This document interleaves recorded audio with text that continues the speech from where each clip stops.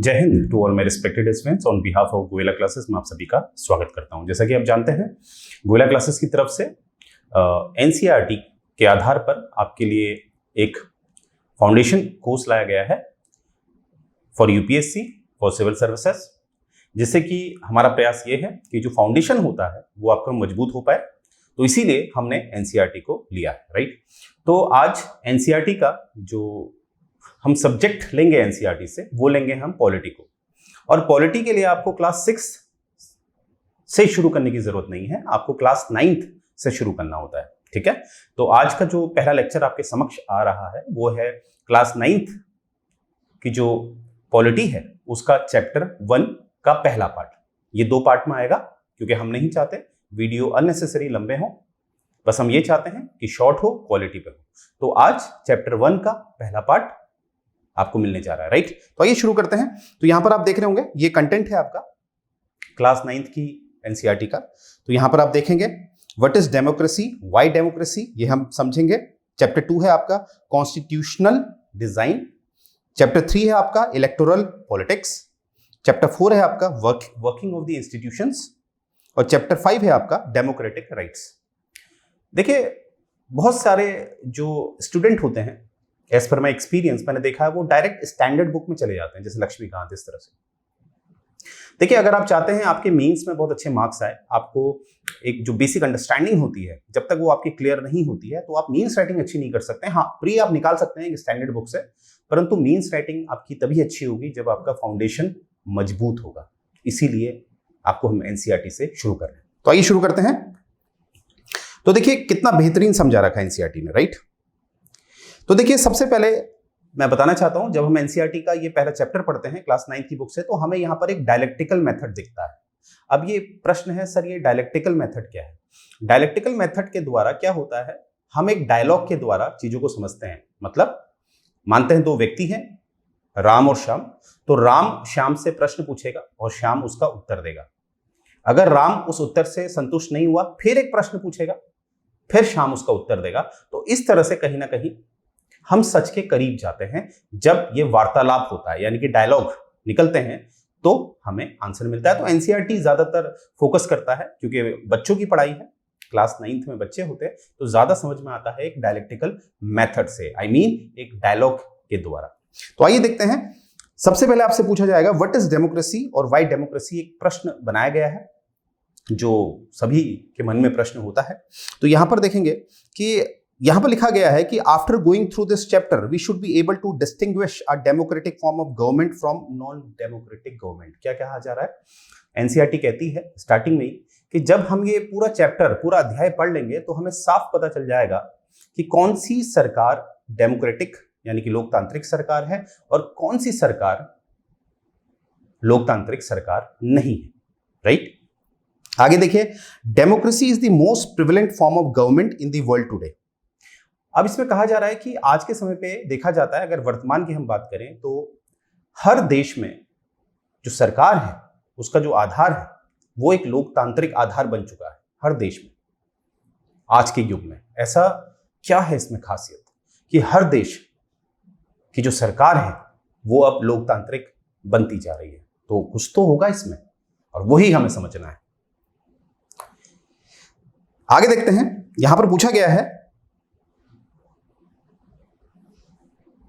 Dialectical method. ये मैं आपको बता चुका हूं डायलेक्टिकल मेथड क्या होता है, जिसमें 2 लोग आपस में वार्तालाप करेंगे। तो यहां पर ये दिखा रखा है कि एक रिब्यांग स्टूडेंट है और ये जो आपको लिंडॉक मैडम है ये इनकी टीचर है, ठीक है। इसी तरह से आपको दिखेगा एक डायलॉग के द्वारा कुछ प्रश्न पूछे जा रहे हैं, फिर उसके उत्तर दिए जा रहे हैं, और जो काफी खूबसूरत है। आइए शुरू करते हैं।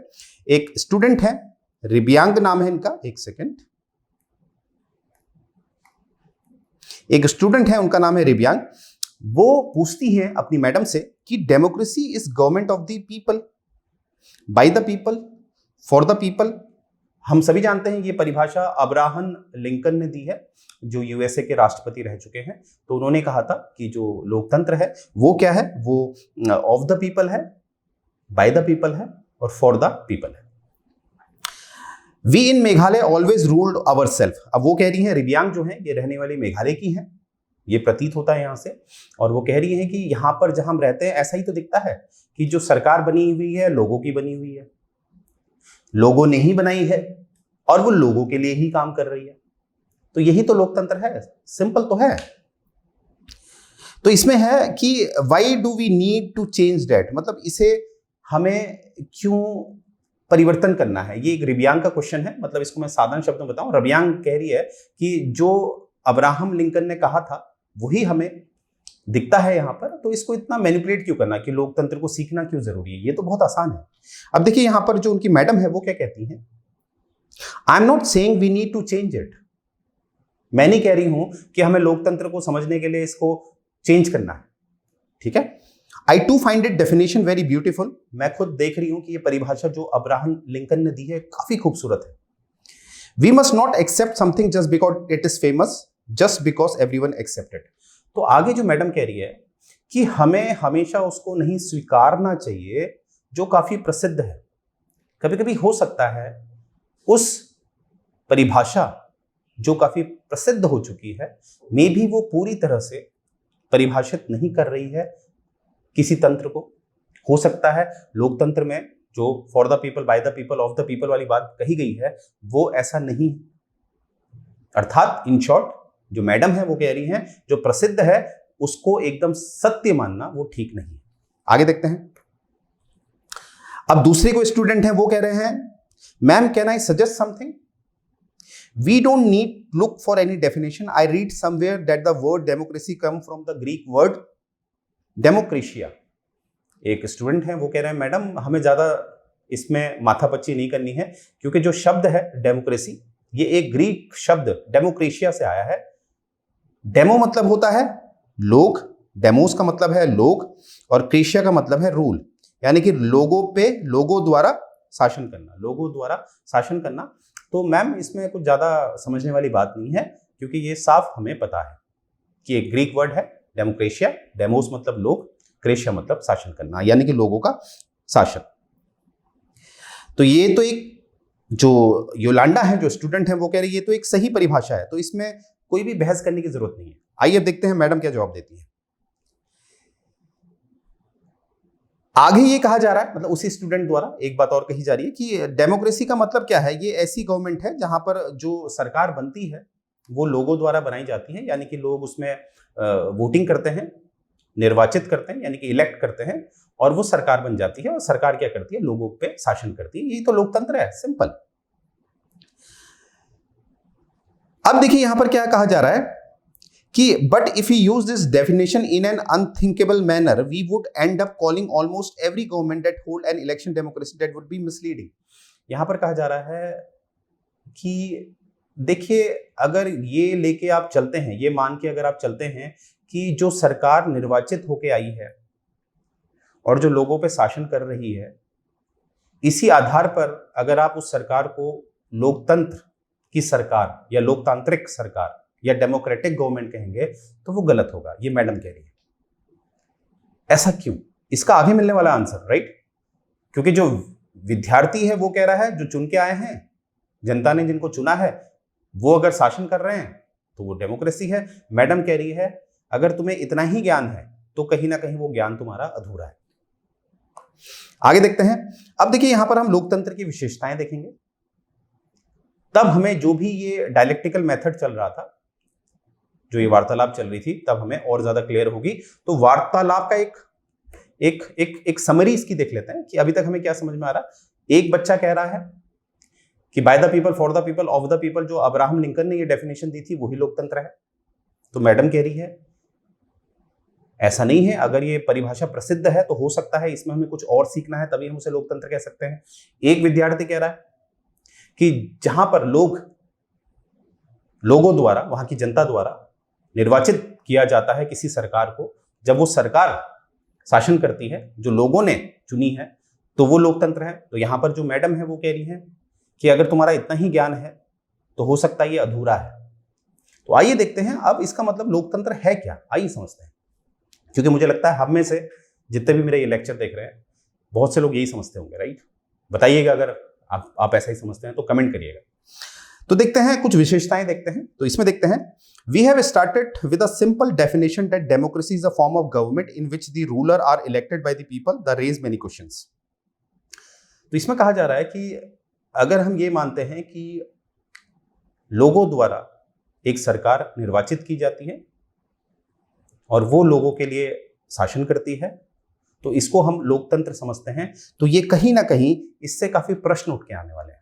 अब वो प्रश्न क्या है वो हम एक एक करके देखने वाले हैं। तो ये बात इसमें लिखी है। आगे देखते हैं, who are the people who can elect the ruler to get elected as ruler, यानी कि ये लोग कौन होंगे जो वोटिंग में हिस्सा लेंगे। ये लोग कौन होंगे, पहले तो ये प्रश्न आएगा, ये लोग कौन होंगे जो वोटिंग में हिस्सा लेंगे, यानी कि क्या इनके पास नागरिकता होगी या नागरिकता नहीं होगी, या ये केवल पुरुष होंगे महिलाएं नहीं होंगी, क्या ये केवल अमीर लोग होंगे गरीब नहीं होंगे क्योंकि वो टैक्स देते ही नहीं है।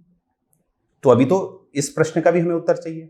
आगे देखते हैं, should this include every citizen और एन इक्वल बेसिस, जैसे मैंने बताया कि सभी नागरिकों को एक ही दर्जा दिया जाएगा। कभी कभी ये देखा गया है बहुत से देशों में, अभी आपको मिलेगा कि जो अमीर होता है या जिसके पास नागरिकता होती है उसके वोट का जो वैल्यू होता है वो ज्यादा होता है अगर उसकी तुलना की जाए अन्य से जिसका वोट का वैल्यू उतना ज्यादा नहीं होता, यानी कि वो गरीब है या उसके पास नागरिकता नहीं। तो इस तरह की बातें अब हम देखना है, इस तरह के प्रश्न हमारे उठते हैं। आइए आगे देखते हैं। तो हमें दिखेगा, finally what kind of form of government is democracy, can elected ruler do whatever they want in democracy. अब इसमें एक और प्रश्न निकल के आता है, जैसे कि हमने अभी परिभाषा देखी कि भैया निर्वाचित होके जो पार्टी जो राजनीतिक दल सरकार बनाएगा निर्वाचित होके, क्या उसके पास जो शक्ति होगी वो एब्सोल्यूट पावर होगी, यानी कि उसमें कोई भी निरंकुश नहीं होगा। अगर ऐसा होगा तो वो तो अत्याचारी बन सकता है, डिक्टेटरशिप आ सकती है, तानाशाही आ सकती है, राइट। ये भी प्रश्न बनता है। और must democratic government function with some limits, यानी या एक और प्रश्न निकलता है कि जो सरकार बनेगी उसकी जो शक्तियां होंगी वो कुछ सीमित होगी जिससे कि लोकतंत्र जीवित रहे, तानाशाही में वो परिवर्तित ना हो, राइट। तो इस तरह से ये प्रश्न निकल के आ रहे हैं। और आगे क्या है, is it necessary for a democracy to respect some rights of citizenships या सिटीजन्स, यानी कि जो सरकार बनी है लोकतंत्र में, क्या उसकी वो जिम्मेदारी होगी, एक मौलिक जिम्मेदारी होगी कि वो जो नागरिक होते हैं, नागरिकों के कुछ अधिकार होते हैं, उन अधिकारों का हमेशा संरक्षण करेगी, यानी कि नागरिकों को अपना अधिकार देगी जो उनके पास होने चाहिए। जैसे वर्तमान में अगर मैं भारत की बात करूं तो भारत में एक मौलिक अधिकार होते हैं जिसको जो राज्य होता है, राज्य से मेरा तात्पर्य है जो सरकार होती है, वो छीन नहीं सकती। तो इस तरह का भी प्रश्न आता है, ठीक है। आगे देखते हैं। अब देखिए यहां पर क्या है, उदाहरण देखते हैं, और ये उदाहरण काल्पनिक नहीं है, हाइपोथेटिकल नहीं है। देखिए कितने खूबसूरत उदाहरण है। तो आप पिक्चर देख के समझ गए होंगे मैं किसकी बात करने जा रहा हूं। मैं करने जा रहा हूं जनरल परवेज मुशर्रफ की बात, राइट। तो पाकिस्तान में क्या हुआ था, 1999 में इन्होंने, ये मिलिट्री के कमांडर थे, तो इन्होंने क्या किया था, मिलिट्री के दम पे जो वहां की सरकार थी जो निर्वाचित होकर आई थी उसको हटा दिया और खुद शासन के मुखिया बन गए, राइट। तो यहां पर आप देखेंगे इन्होंने क्या करा, जो निर्वाचित होकर सरकार आई थी उसको इन्होंने हटा दिया और खुद अपना बैठ गए एक शासक की तरह। और बाद में इन्होंने अपने आप को राष्ट्रपति का भी दर्जा दे दिया। 1999 में इन्होंने मिलिट्री के दम पे कब्जा किया और 3 वर्षों के पश्चात 2002 में इन्होंने अपने आप को राष्ट्रपति घोषित किया पाकिस्तान का। अब देखिए इन्होंने फिर उसके बाद एक रेफरेंडम डाला। रेफरेंडम मतलब क्या होता है, वहां पर जितने भी जनता होती है उस क्षेत्र की या उस देश की, जिससे पूछा जाता है कि क्या ये जो मुशर्रफ साहब राष्ट्रपति हैं क्या आप इसके सहयोग में हैं या नहीं। तो यहां पर जनता हाँ या ना में जवाब देती है। तो यहां पर हमें दिखता है कि ये रेफरेंडम, ये माना गया था कि रेफरेंडम को मुशर्रफ के पक्ष में माना गया था और इस रेफरेंडम में ये था कि आने वाले 5 सालों तक जो मुशर्रफ साहब है यही राष्ट्रपति बनेंगे। अब देखिए इसमें कुछ स्टोरी ये थी कि जो मीडिया था वहां का पाकिस्तान का, उन्होंने कहा था कि रेफरेंडम कुछ ही लोगों से कराया गया। कुछ ही लोग थे जो कहीं ना कहीं खुद ही चाहते थे कि जो मुशर्रफ साहब हैं वही बैठे, या ऐसे लोग जो सरकार से कहीं ना कहीं परेशान थे। तो इसीलिए हर नागरिक को इस रेफरेंडम में हिस्सा लेने का मौका नहीं दिया गया, केवल उन्हीं लोगों को दिया गया जो कहीं ना कहीं पहले से ही मुशर्रफ के पक्ष में थे। तो इस तरह से ये रेफरेंडम जो है कराया गया है, जो एक बिना पक्षपात के नहीं था, यानी कि इसमें पक्षपात था। पहली बात ये याद रखिएगा। अब यहां पर क्या है, जो निर्वाचित सरकार थी उसको हटाया गया था। हटाने से मतलब है कि अभी भी वो ऐसा नहीं था, वहां की जो संसद थी वो अभी भी काम कर रही थी। वहां पर जो जितने भी सांसद थे जो निर्वाचित होकर आए थे वो काम कर रहे थे, परंतु जो असल पावर थी वो किसके पास चली गई थी? मुशर्रफ के पास। तो यहां पर देखिए, यहां पर हम अब इसको क्या कहेंगे? This can not be called a people's rule, यानी कि इसको आप लोगों का शासन नहीं कह सकते, क्योंकि लोकतंत्र की एक विशेषता है जिसमें हम कहते हैं लोगों का शासन। अब यहां पर अभी देखिए, पार्लियामेंट तो है, पार्लियामेंट है जो लोगों ने चुनी है। जितने भी सांसद हैं उस पाकिस्तान की पार्लियामेंट में वो लोगों ने ही चुने हैं, परंतु असल पावर किसके पास है? मुशर्रफ के पास। और जो मुशर्रफ जो थे, जिन्होंने आर्मी के दम पे कब्जा किया। तो यहां पर हमें पहला आइडिया मिलता है, क्या मिलता है कि in a democracy the final decision making power must rest with those elected by the people.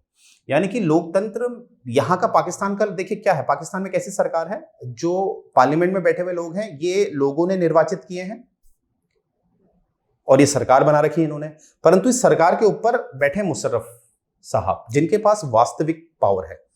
यानी कि यहां पर संसद जो है वो किसके हिसाब से काम करेगी?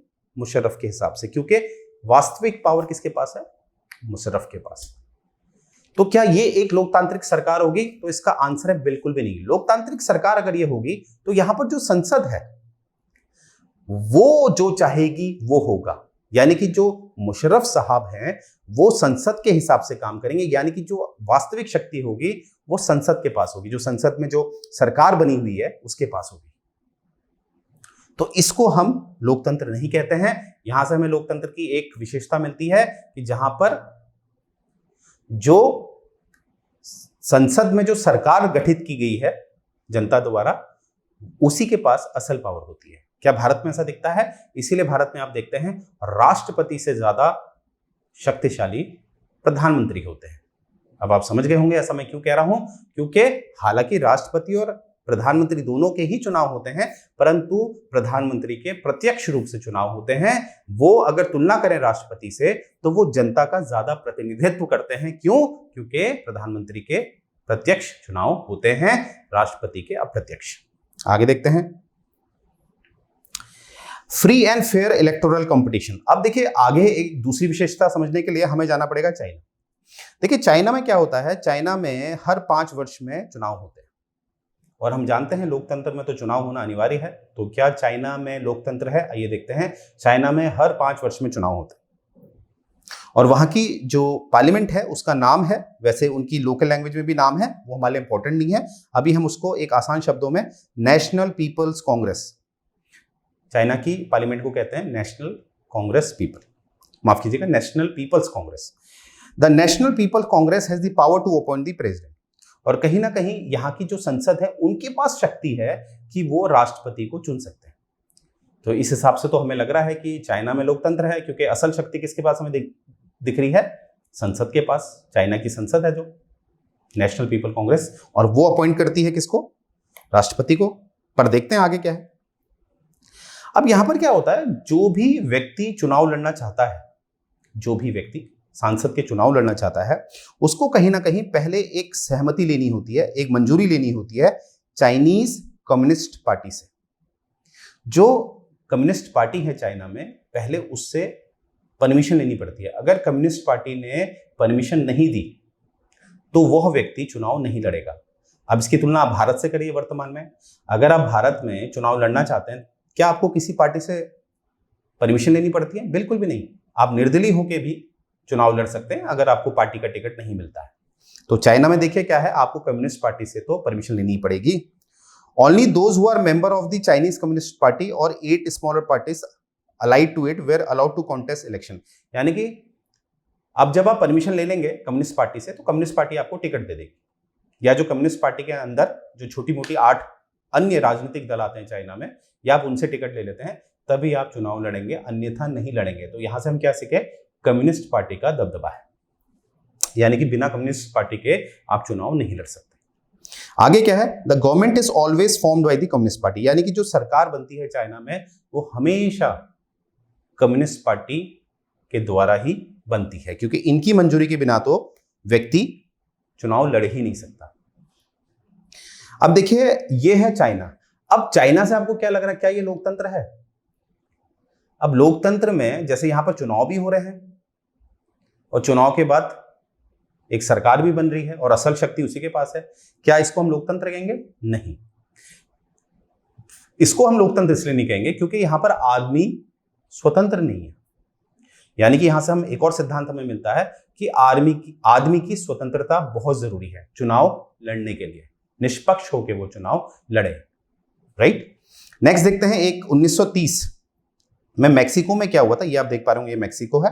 मैक्सिको में मैक्सिको आजादी मिलती है, ठीक है। और यहां पर हम देखते हैं कि मैक्सिको जो है, आजादी से मेरा मतलब है ये भी एक समय कॉलोनी थे, तो अब इनको आजादी मिल गई है 1930 में। Mexico hold election after every 6 year, यानी कि हर 6 सालों में मैक्सिको में चुनाव होते हैं, हर 6 सालों में। अब देखिए लोकतंत्र का मतलब ये नहीं है कि हर 5 सालों में चुनाव होना।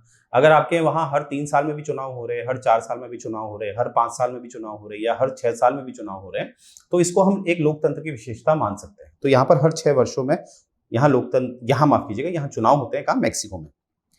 अब यहाँ पर देखिए, the country has never been under a military और डिक्टेटर रूल, यानी कि यहाँ पर कभी भी, जैसे हमें पाकिस्तान में दिख रहा था कि मिलिट्री के दम पे मुशर्रफ साहब ने अपने आप को राष्ट्रपति घोषित किया, तो ऐसा कोई भी मैक्सिको में ऐसा कोई मुद्दा नहीं है।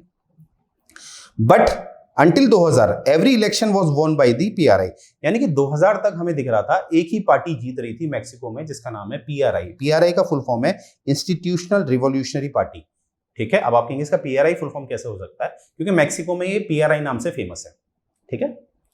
तो पीआरआई पार्टी ही जीत रही थी, ठीक है। अब ऐसा क्यों होता? यह था, पीआरआई का इतना दबदबा था वहां पर कि 2000 से पहले कोई भी अपोजिशन पार्टी मैक्सिको में खड़ी ही नहीं होती थी पीआरआई के अगेंस्ट।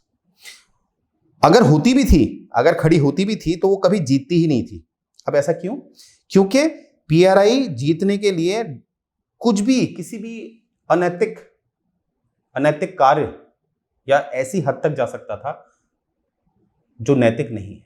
एक यहां पर लिखा है ना, डर्टी ट्रिक्स, किसी भी तरह चुनाव जीतना, किसी भी तरह। अब वो आपको दिखेगा ये कैसे जीतते थे, यानी कि विपक्ष में अगर कोई खड़ा भी होता था तो वो जीत ही नहीं पाता था पीआरआई के अलावा, क्योंकि पीआरआई क्या करती थी, सरकार में थी तो अपना सरकार में होने का वो फायदा उठाती थी। कैसे, आइए देखते हैं। तो वो क्या करती थी, कानून बना देती थी कि जो भी टीचर्स होते थे जो सरकारी स्कूल में, कि वो अपने जो भी बच्चे हैं उनके पेरेंट्स को फोर्स करें कि वो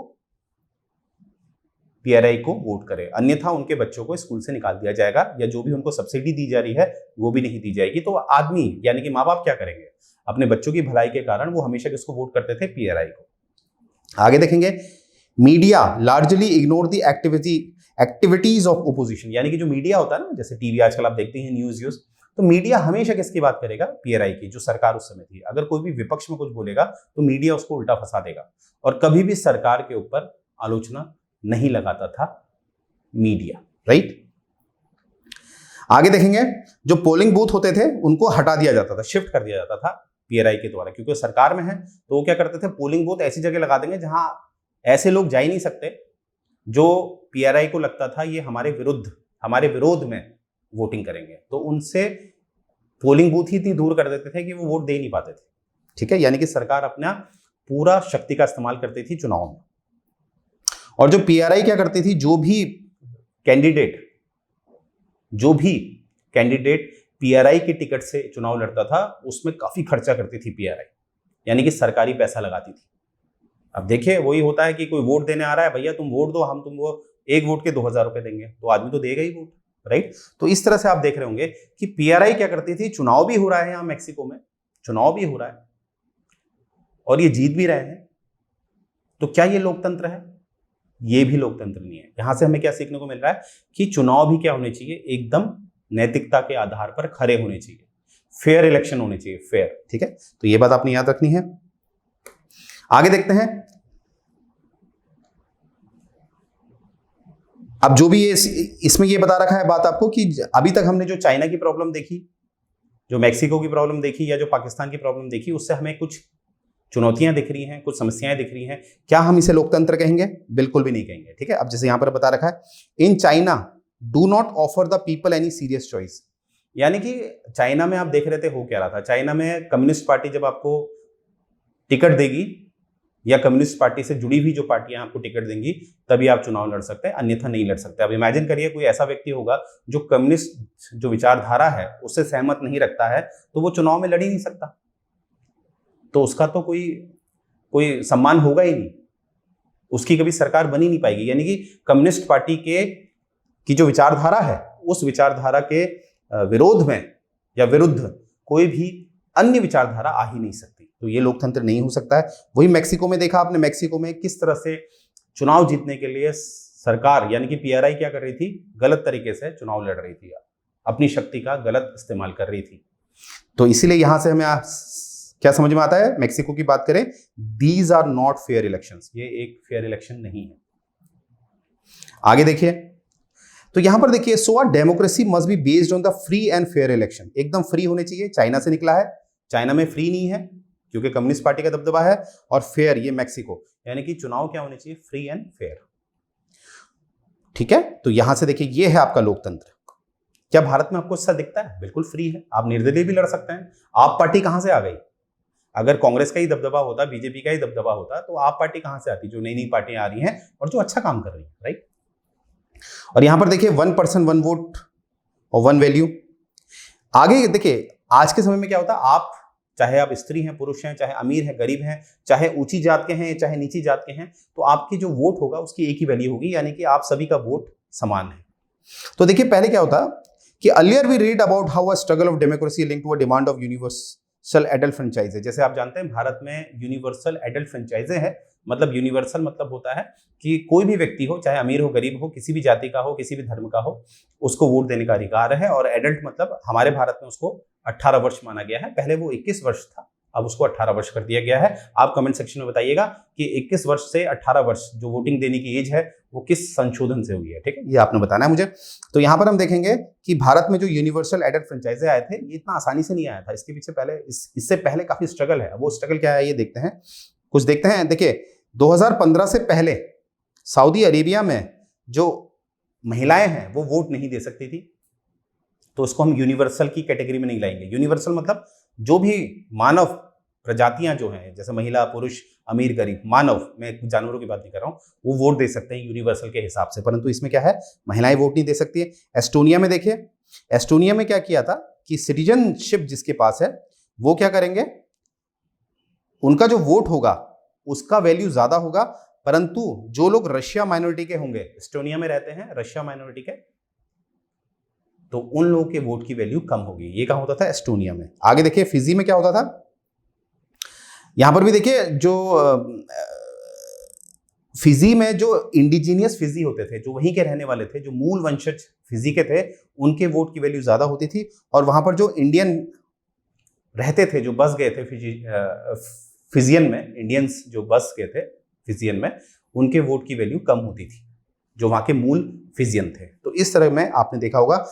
तो क्या ये लोकतंत्र है? बिल्कुल नहीं। लोकतंत्र में चुनाव बहुत जरूरी है, और चुनाव कैसे होते हैं, वोट के माध्यम से होते हैं। और इसीलिए भारत में क्या है, यूनिवर्सल एडल्ट फ्रेंचाइज है, यानी कि वोट का जो मूल्य है सबका बराबर है। ठीक है, आगे देखेंगे, ये हमें देता है तीसरा फीचर ऑफ द डेमोक्रेसी, कि जितने भी एडल्ट हैं हमारे, जितने भी नागरिक होते हैं, उनके पास 1 वोट, और each vote must have 1 value. सबके पास 1 वोट होगा। ऐसा नहीं कि मैं बहुत अमीर हूं, बहुत ज्यादा टैक्स देता हूं, तो मेरे पास 10 वोट देने की शक्ति है, ऐसा नहीं। चाहे मैं अमीर हूं, गरीब हूं, 1 वोट होगा और उसकी वैल्यू भी 1 होगी। यह भी लोकतंत्र की एक विशेषता है। अब देखिए रूल ऑफ लॉ। अब रूल ऑफ लॉ देखिए, जिम्बाब्वे का एक उदाहरण लेते हैं। जिम्बाब्वे ने अपनी स्वतंत्रता ली कब, 1980 में। ये भी एक कॉलोनी था, 1980 में ली। अब इसके बाद देखते हैं कि जो जिम्बाब्वे है, ये जानू पीएफ करके एक राजनीतिक दल था, या है अभी भी, परंतु अब ये शासन में नहीं है, परंतु ये एक समय पे शासन में था। कहां, जिम्बाब्वे में। तो यही जीतता था, क्योंकि इसने जानू पीएफ जो राजनीतिक दल है, इसने जिम्बाब्वे को आजादी दिलाई थी, इसीलिए ये हमेशा वहां सरकार बना के रखता था। यहां पर भी चुनाव हमेशा होते थे, और हमेशा कौन जीता था, जानू पीएफ। ये जो पार्टी है ये जीती थी, और इसके जो प्रेसिडेंट थे वो मुगाबे थे। इनका अभी हाल ही में देहांत हुआ है, और जितना मैं समझ पा रहा हूँ इन्हीं के पुत्र जो हैं शायद जिम्बाब्वे में इस समय प्रेसिडेंट हैं, ठीक है, परंतु मैं शायद भी लगा रहा हूँ, एक बार देख लीजिएगा। तो मुगाबे जो हैं ये काफी प्रसिद्ध थे, जो इसके प्रेसिडेंट बने जानू पीएफ के, जो ये राजनीतिक दल है। पर यहाँ पर but also used unfair practice in election. अब इसमें भी देखा कि चुनाव में जो ये जानू पीएफ पार्टी थी ये भी क्या करती थी, चुनाव में गलत तरीके से कार्य करती थी। कैसे क्या करती थी, बहुत जैसी जानू पीएफ को आजादी मिलती है 1980 के समय पे, ये आप देख पा रहे होंगे 1980 में इनको आजादी मिलती है। उसके बाद हम देखते हैं जब ये सत्ता पे आते हैं जानू पीएफ, तो ये क्या करते हैं, उनका जो संविधान होता है उसको फटाफट चेंज कर देते हैं। और संविधान में क्या परिवर्तन कर देते हैं, ये संविधान में सबसे शक्तिशाली खुद को बना लेते हैं, यानी कि राष्ट्रपति सबसे ज्यादा शक्तिशाली होगा, संविधान से भी ज्यादा शक्तिशाली होगा, ठीक है। और इसको कहीं ना कहीं राष्ट्रपति को लेस अकाउंटेबल बना देते हैं, मतलब इसकी जवाबदेही ज्यादा किसी के लिए नहीं होगी। पब्लिक प्रोटेस्ट अगर किसी ने किया, ये आप देख रहे होंगे, जनता क्या करती है, अगर सरकार कुछ गलत करती है तो जनता प्रोटेस्ट कर सकती है, अगर वो शांतिप्रिय प्रोटेक्शन हो, ठीक है, प्रोटेस्ट हो। तो पब्लिक प्रोटेस्ट किए जा सकते हैं, बिल्कुल भी नहीं, जिम्बाब्वे में बिल्कुल भी नहीं। डेमोन्स्ट्रेशन अगेंस्ट द गवर्नमेंट बिल्कुल भी नहीं किया जा सकता। अगर ये किया जाएगा तो उसको इन्होंने क्या घोषित किया था, ये इलीगल था, ये अपराध था। और यहां पर ये कुछ ऐसे कानून थे जिसमें आप कभी भी, जो वहां के राष्ट्रपति हैं जिम्बाब्वे के, उसको आप कभी भी उसकी आलोचना नहीं कर सकते। और देखिए लोकतंत्र की तो खूबसूरती होती है कि वहां आलोचनाओं का क्या होता है, स्वागत होता है, अगर आलोचनाएं तर्कपूर्ण। आगे देखेंगे, जैसे टेलीविजन और रेडियो है जिम्बाब्वे में, उनको पूरा का पूरा कंट्रोल किसका था, गवर्नमेंट का, ठीक है, जैसे आपको मैक्सिको में भी दिख रहा था। और गवर्नमेंट क्या थी, वो किसी भी जो कोर्ट के जजमेंट होते थे, जो कोर्ट होती है न्यायपालिका, वो जो भी जजमेंट देती थी, गवर्नमेंट क्या करती थी, सरकार क्या करती थी, उसको नजरअंदाज कर देती थी, यानी कि वहां न्यायपालिका की भी कोई इज्जत नहीं थी। ये सबसे इंपॉर्टेंट पॉइंट है, न्यायपालिका की भी कोई इज्जत नहीं होती थी। तो यहां पर से हमें क्या पता चलता है कि the example of Zimbabwe show popular approval of the ruler is necessary in a democracy. यहां पर हमें दिखता है कि लोकतंत्र में जितनी भी अभी हमने जिम्बाब्वे के उदाहरण देखे, क्या ये लोकतंत्र है, बिल्कुल भी नहीं। लोकतंत्र ये नहीं है। लोकतंत्र में किसी को भी पूरी शक्ति नहीं दे सकते। यहां पर आप देख रहे हैं राष्ट्रपति ने पूरी शक्तियां ले ली, राष्ट्रपति की कोई आलोचना नहीं कर सकता, इस तरह से कानून बना दिया। तो ये तो लोकतंत्र है ही नहीं। मैंने भी बताया लोकतंत्र में हमेशा क्या है, आलोचनाओं का स्वागत है। Popular government can be under governmentic, under माफ कीजिएगा undemocratic, popular leader can be autocratic. देखिए क्या होता है जब पॉपुलर गवर्नमेंट्स होती हैं, पॉपुलर गवर्नमेंट्स मतलब आप किसी की भी उस सरकार की कभी आलोचना कर ही नहीं सकते। अगर आप आलोचना नहीं कर रहे हैं तो पॉपुलर हो गई, प्रसिद्ध हो गई, तो वो क्या बन जाएगी, अनडेमोक्रेटिक। फिर वो एक समय क्या बन जाएगी, अनडेमोक्रेटिक, वो तानाशाही की तरफ चले जाएगी, क्योंकि उसकी आलोचना हो ही नहीं रही है और उसे लगेगा कि जो मैं कर रहा हूं, यानी कि सरकार जो कर रही है बिल्कुल ठीक है, तो वो करती जाएगी उस चीज को, उसको कोई रोकने वाला है ही नहीं, तो वो तानाशाही हुई नहीं हुई, तो वो अनडेमोक्रेटिक हो गया। और वहीं पर जो पॉपुलर लीडर होता है, जैसे प्रेसिडेंट है यहाँ पर, है ना, प्रेसिडेंट को अगर उसकी आलोचना कोई नहीं करेगा, जैसे यहाँ पर कानून बने थे ना जिम्बाब्वे में कि भैया राष्ट्रपति के विरुद्ध में कोई कुछ नहीं बोलेगा, अगर बोलेगा तो वो अपराध होगा, क्योंकि कानून बने हुए हैं, तो वो क्या बन जाएगा, ऑटोक्रेट बन जाएगा, वो तानाशाह बन जाएगा। यानी कि लगाम होना डेमोक्रेसी की एक विशेषता है, अभिन्न विशेषता है। तो यहां पर तो लगाम है ही नहीं। भारत में है, बिल्कुल है, संविधान है, संविधान के विरुद्ध ना राष्ट्रपति काम कर सकते हैं ना प्रधानमंत्री। तो यहां पर आप देख रहे होंगे, तो यहां से हमें पता चलता है कि जो अभी हमने डिस्कस किया, give us the fourth and the final feature of democracy, क्या, a democratic government rules within limit, यानी कि जो सरकार होती है लोकतंत्र की, वो एक लगाम, जैसे घोड़े की लगाम होती है ना, उसमें काम करती है, यानी कि उसमें लिमिट होती है।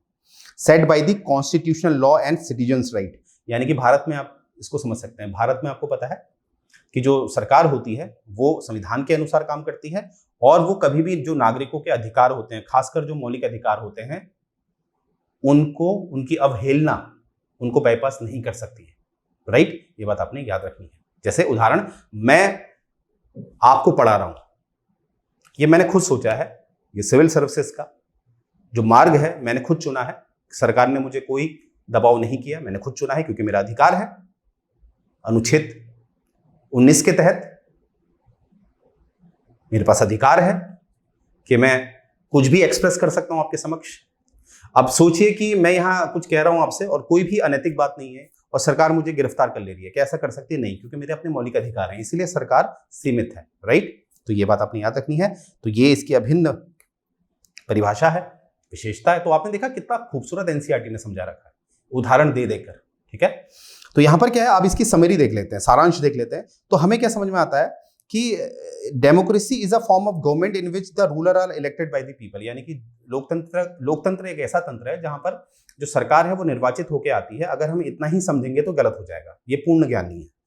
पूर्ण ज्ञान क्या है कि हमें यह पता होना चाहिए कि कहीं ना कहीं क्या है कि rulers elected by the people take all the major decision. सबसे पहले तो जो रूलर, जो सरकार बनी है, उनके पास अधिकार होना चाहिए, जो निर्वाचित होके गई है, कि उनके पास अधिकार होना चाहिए लोगों के ऊपर शासन करने का, ना कि कोई और आ जा रहा है। जैसे पाकिस्तान का केस था, मुशर्रफ साहब आ गए थे जिन्होंने जो निर्वाचित सांसद थे, जो सरकार थी वहां की, उसको दबा दिया था। ऐसा नहीं होना चाहिए। Election offer a choice and fair, election क्या होना चाहिए? बिल्कुल फेयर इलेक्शन होनी चाहिए, बिल्कुल फेयर। ऐसा नहीं कि आपने देखा था किस तरह से सरकार क्या कर रही थी, पोलिंग बूथ को ही हटा देती थी, फेयर इलेक्शन हो ही नहीं रहे थे। जिस तरह से हमने देखा कि महिलाएं वोट नहीं देंगी, हर आदमी को वोट देना चाहिए ना। आगे है the choice and opportunities available to all the people in equal basis, equal basis की चॉइस होनी चाहिए आदमी के पास, ठीक है। यानी कि ऐसा नहीं कि सबसे पहले कि आदमी पहले कम्युनिस्ट पार्टी के पास जाएगा, फिर एक आज्ञा लेगा क्या मैं चुनाव लड़ सकता हूं, वो बोलेंगे हाँ तो ठीक है, नहीं लड़ा तो कोई नहीं। अगर कोई नहीं, भारत का आप उदाहरण ले सकते हैं, आपको कोई भी राजनीतिक दल टिकट नहीं देता तो निर्दलीय लड़ सकते हैं, राइट। आगे देखेंगे the exercise of choice lead to government limited by basis of the constitution citizen right. और यहां पर क्या है कि सरकार को कंट्रोल किया जाता है कैसे? नागरिकों को अधिकार देकर, जैसे आपके होते हैं मौलिक अधिकार या आपका संविधान। तो लोकतंत्र जहां भी होगा वहां पर आपको संविधान भी दिखेगा, क्योंकि वो सरकार को सीमित रखता है। लोकतंत्र जहां भी दिखेगा वहां आपको लोगों के अधिकार भी दिखेंगे। तो ये है लोकतंत्र। अगर हम केवल ये कहें कि for the people, bye the people, of the people, जो अब्राहम लिंकन ने बोला था, तो वो एक अधूरा ज्ञान हो गया। अगर हम ये बोलें कि लोकतंत्र ऐसा तंत्र है जहां जो निर्वाचित लोग होते हैं वो शासन करते हैं, वो भी अधूरा ज्ञान है। इसमें और भी विशेषताएं हैं जो हमने पूरी देखी, तब हम कह सकते हैं लोकतंत्र है, राइट। तो आइए देखिए, अब मुझे उम्मीद है आप समझ पाए होंगे। अगर आपसे कोई पूछेगा लोकतंत्र क्या होता है, तो आप एक उदाहरण सहित अच्छी तरह बता पाएंगे लोकतंत्र क्या होता है। और यहाँ पर देखिए, गोयला क्लासेस की तरफ से ये जो आईएएस का जो एक जो शुभारंभ हमने किया है फाउंडेशन कोर्स के लिए, जिसका आधार एनसीईआरटी है, जो मात्र आपको पड़ रहा है 2999 का, क्योंकि इसमें 50% डिस्काउंट चल रहा है। अन्यथा ये आपको पड़ेगा 5999 का। तो फटाफट, अगर आपको लेक्चर पसंद आ रहे हैं तो फटाफट आपने लॉगिन कर लेना है। और देखिए, ये जो पैसा आप लगाते हैं ये इन्वेस्टमेंट होता है, ये कभी भी आपका लायबिलिटी नहीं बनेगा। और अगर आपको ये लेक्चर्स पसंद आ रहे हैं तो प्लीज कमेंट करिए। और जो ऐसे लोग हैं जो हमारी बात जिन तक नहीं पहुंच पा रही है और जो सच में तैयारी करना चाहते हैं, सीरियस हैं, और जिनके पास इतना पैसा नहीं है, तो आप हमारा जो भी लिंक है, जो चैनल है हमारा यूट्यूब का, उसके बारे में उनको बताइए। तो यहीं से मैं अपना लेक्चर एंड करने जा रहा हूं। जय हिंद।